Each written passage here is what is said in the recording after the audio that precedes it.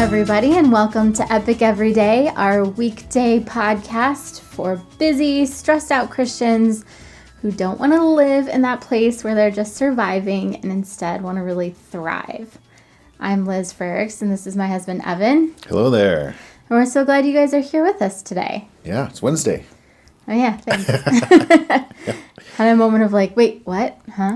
It's been a bit of a time warp for us. We've been traveling and feels like we're coming into the middle of the week. This week, we are talking about community and how community can help us with our overwhelm and sometimes cause our overwhelm. Sure. But also connect us deeply with our faith. God uses communities to train and develop his people. I mean, the community of believers is defined as a body in Scripture, and we're all little parts of that body doing our own little role, and that's when we really can thrive, like we said. Exactly, which is a perfect lead-in for today. Because since it's Wednesday, we're talking about being centered, which is living out of the essence of who God designed you to be. So sometimes the hardships in life, just the normal stress of life, kind of just unplug us and disconnect us from that community and cause us to lose sight of our center. And then we start to get overwhelmed and we start to kind of spin wheels, it seems like. When I think about this, it seems like when we start to do things just ourselves, away from the community, that's causing stress too. And that feels too general, but I'm trying to think of some specific examples. Well, one of the things I wrote down is actually my writing, because when I am not sharing my writing with anyone, I get really cranky. I need that feedback. I need, because I write because I am passionate about helping people grow. Yeah. Whether it's, and I think fiction is an amazing vehicle to do that. So I write both fiction and nonfiction. And if I'm not helping people grow, I start to feel kind of, shrivelly. Like my soul just feels like it's like pruning up because it feels like this is such a waste of time and energy. Why am I doing this?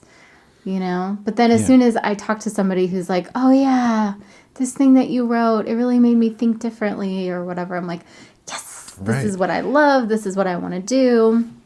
So I think, because our calling is always connected to people in some fashion, that if we disconnect from the community, we also disconnect from the essence of who God's designed us to be. We're designed to be in community. Mm-hmm. And we sometimes, it's really tiring when you're stuck in that place, when you're just, it's almost like disconnecting from purpose when you're disconnected from people. And it just feels exhausting.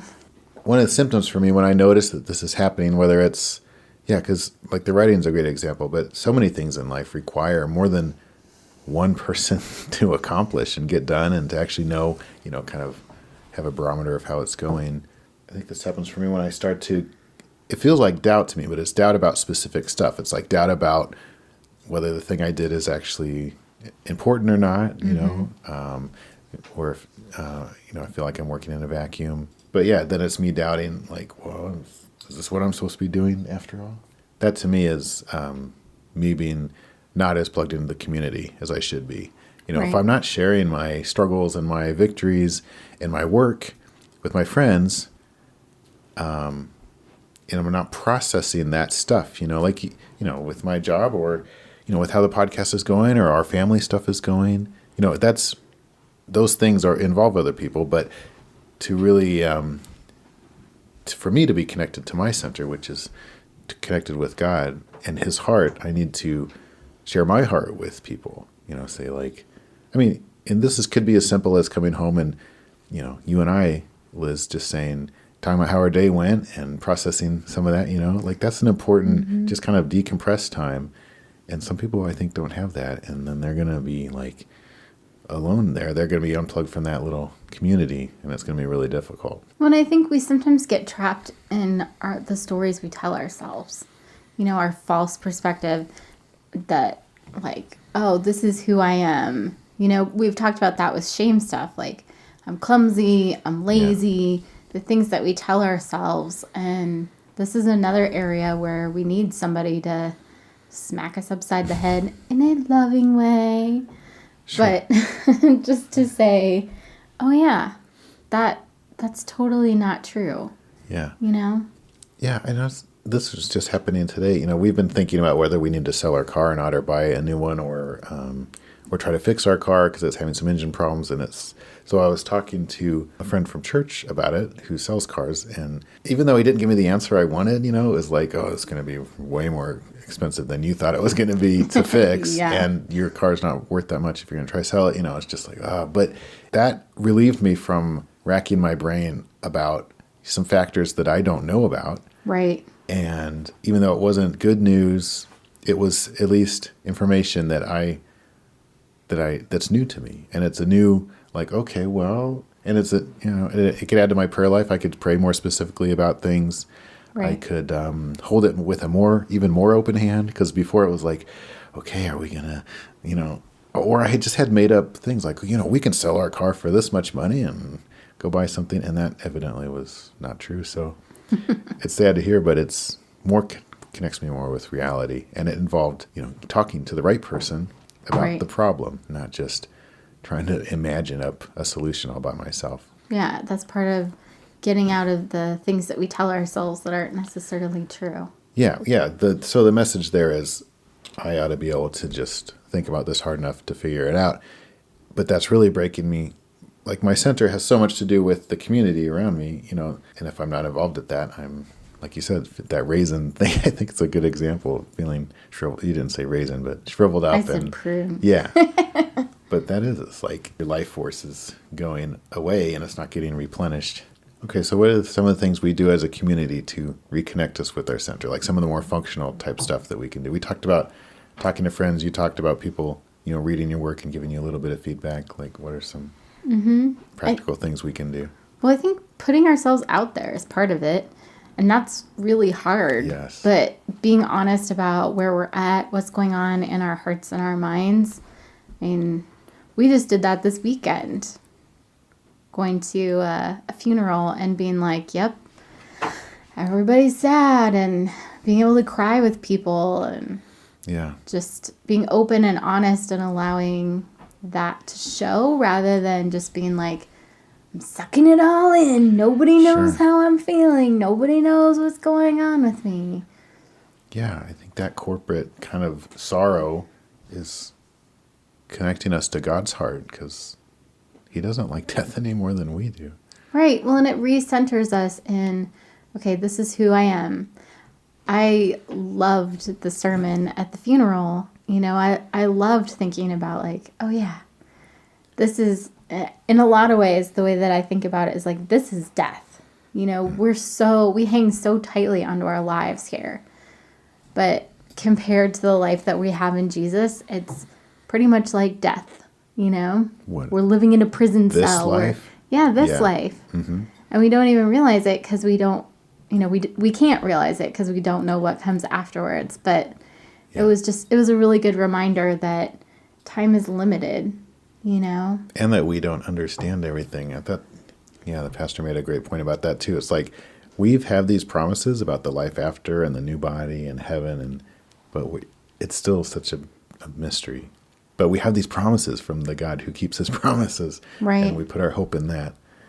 And it is another one of those things where God's like real reality is upside down from what we think. Like, because we actually are,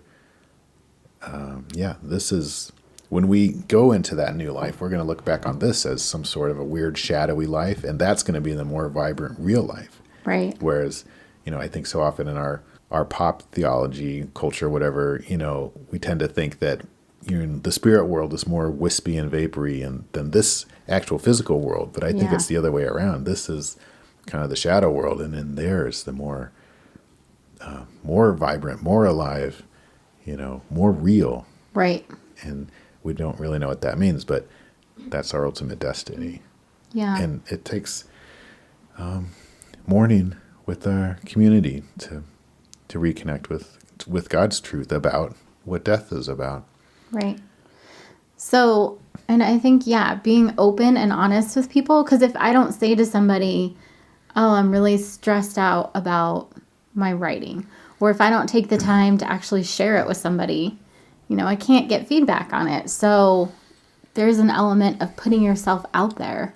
Yeah. And even with my car example, like this, this friend at church, I like him okay, but I felt self-conscious being like, oh, I'm uncomfortable with that amount of money. Like, that's like you saying, like, I can't afford that. That feels like, oh, now we know that I can't afford whatever. And that feels Right. bad for some reason. But I wanted to be, and that seems, maybe it's a silly thing to be vulnerable about, but it felt kind of important to me. And these little things that were like, oh, well, who cares if I do it or don't?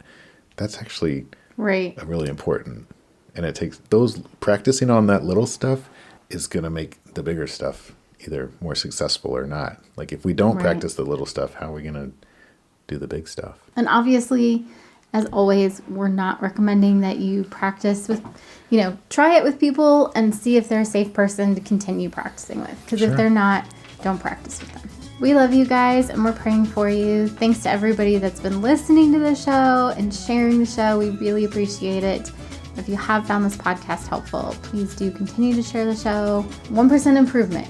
So we can practice being a little bit more open with people and a little more, here, this is where I'm struggling. This is what I'm thinking. And have somebody speak truth into our lives today and this week. Yeah. Trust that that's part of God's wisdom and will, that's a way we can bear each other's burdens is by sharing and by listening and being that propeller friend for everybody around us and seeking that out for our friendships too. Have an awesome Wednesday, you guys. Talk to you We will later. talk to you later.